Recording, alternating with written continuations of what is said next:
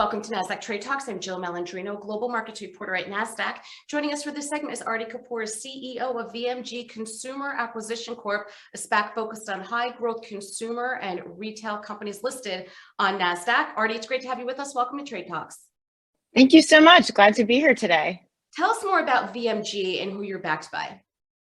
Yeah, absolutely. So VMG Consumer Acquisition Corp is a new SPAC vehicle that we created to partner with and accelerate high-growth consumer and retail companies that are really innovating and shaping the future of the industry.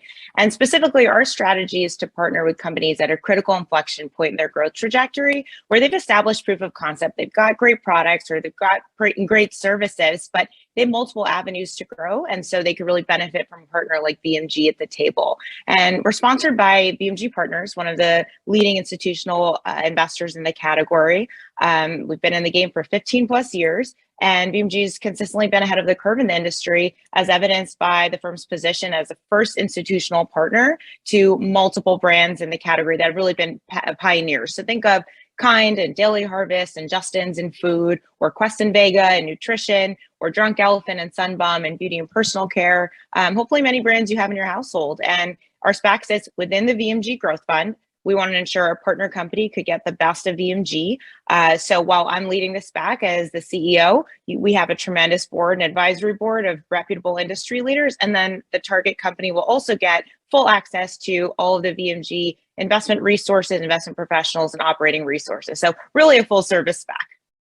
Yep, we know Kind very well in my household. One of our favorite brands for snacking, that's for sure. So let's expand more on the types of companies you target, or in other words, what are the most compelling in the consumer and retail spaces? Are you focused more on the healthcare area of it?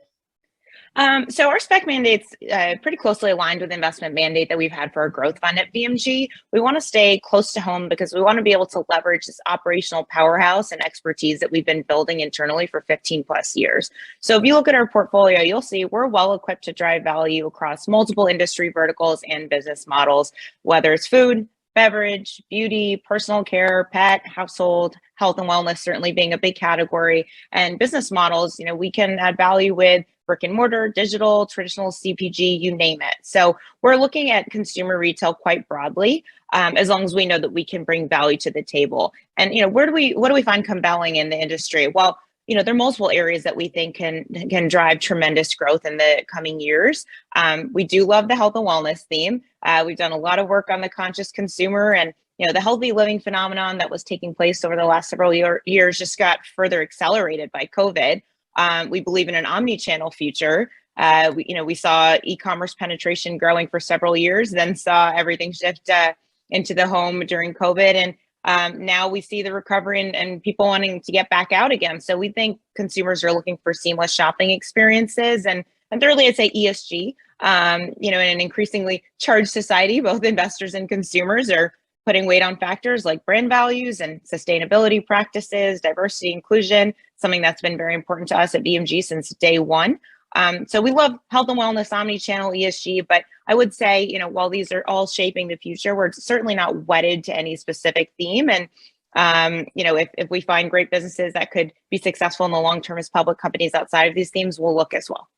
And Aarti, to wrap up here, would you say the public capital markets are more significant to the consumer space than they have been before with the type of deal activity that we've seen?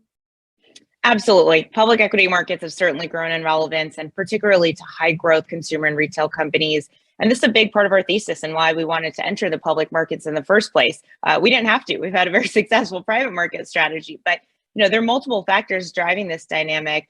You've got the age of the entrepreneur, where founders want to ride upside and grow with their companies. You have the impact of technology on the consumer retail industry, which is changing business models and growth rates.